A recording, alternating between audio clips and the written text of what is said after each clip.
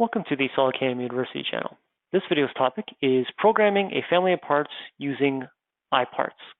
So in Inventor, IParts allows you to create multiple configurations of a single parent part file. So that's what we're going to do here. We're going to use IParts inside of InventorCAM. Now, I'll just review my part real quick. I have 3 configurations of my part, and they all have different diameters for these 2 cylinders, as well as I have a sketch here. And this sketch is actually the main thing I'd like to show in this video to see how we can do IParts inside of InventorCAM. So let me just toggle to part 3. And what you'll see is, obviously with IParts, it'll change the shape of my solid. So the 2 diameters will change slightly. And also that sketch is an intersection sketch. I've told it to stay, it's basically an intersection of the faces with the XY plane. And that's why the sketch has now updated as well. Now, let me just toggle it back to part 1 because that's what I'd like to start with. That sketch being an intersection sketch, being associative, to use some words from InventorCAM, being associative with the part, that changes with the part. That's going to change with each configuration that we load. That's what we need to see inside of InventorCAM. Inside of InventorCAM, we'd like to use some associativity with the target profile and such, but the way Inventor works, it's not yielding itself exactly to that. So what we're going to do is when we get inside of InventorCAM, I'm going to only use this sketch as the geometries in my turning profiles, in my turning toolpaths. So let's do that real quick. Let's go New, Mill Turn. And another thing, that sketch does not carry forward when you choose part mode assembly, which is the default of InventorCAM. What you want to do is switch it to, instead of assembly mode, part mode. That will keep it as a part file. That'll bring in that sketch. And like I said, that sketch is pretty much everything to do with what we're going to show in this video. So I'll click the green check mark, close the original Inventor file, open up the design model inside of InventorCAM. You can see the sketch carried forward. And now let me just finish up creating this as an InventorCAM turning file. And everything else is the same. It's the same as what you normally would have done in previous part files. You'll do a center of revolution face, change the opposite. I need that sketch to be in my turn profile, and we know that the XZ plane from InventorCAM is the turn plane. So I'm just going to do a flip around Z. That way we can get that to be in the same place that our target profile will be generated as soon as I click the green check mark here.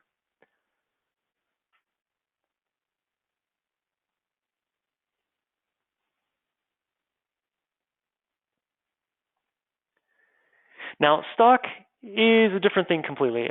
Because the stock is going to be generated either off of a 3D model or off of the cylinder definition I'm going to use here, rather than trying to use any associativity there, I'm just going to use absolute components, absolute coordinates here.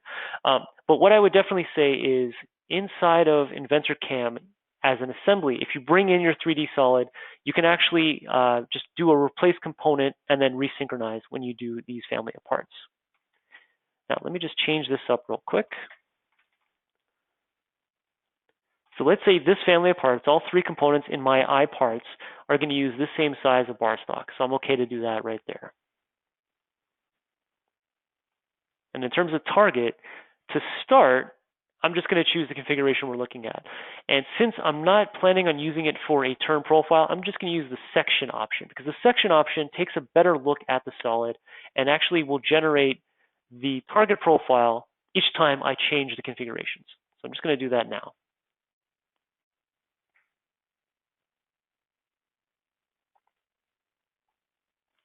So our part is defined. And I'll lay down a quick turning profile, turning toolpath.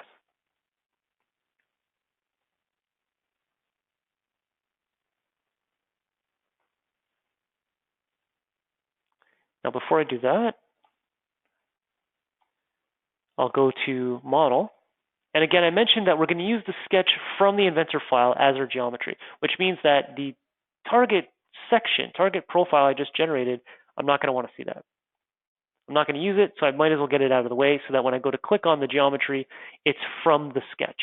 So now let's go into that turning operation.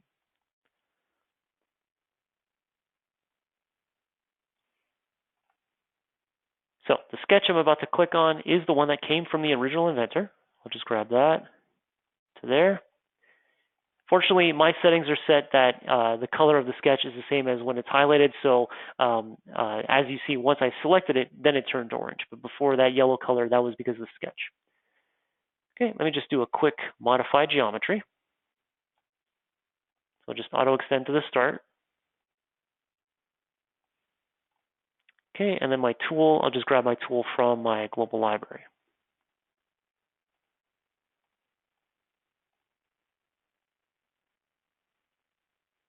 Again, all of this is just simple turning operation parameters, mounting my tool, feeds and speeds.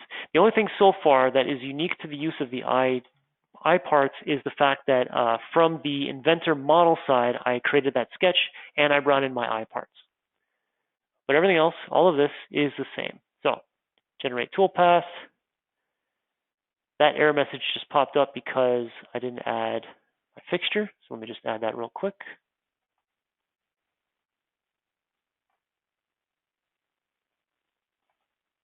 So I'm just going to add that generic fixture there. And then I'm just going to mount it so it's out of the way.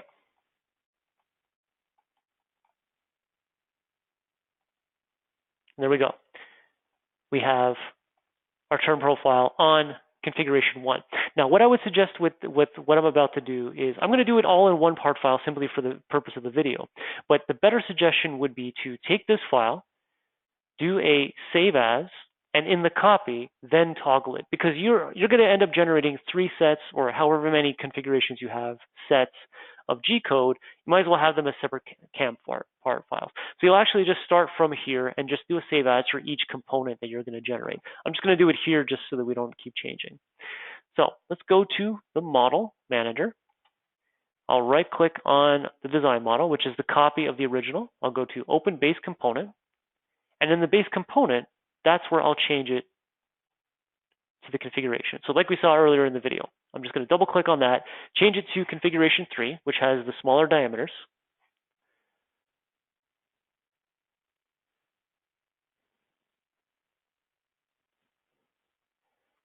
That also will update the sketch.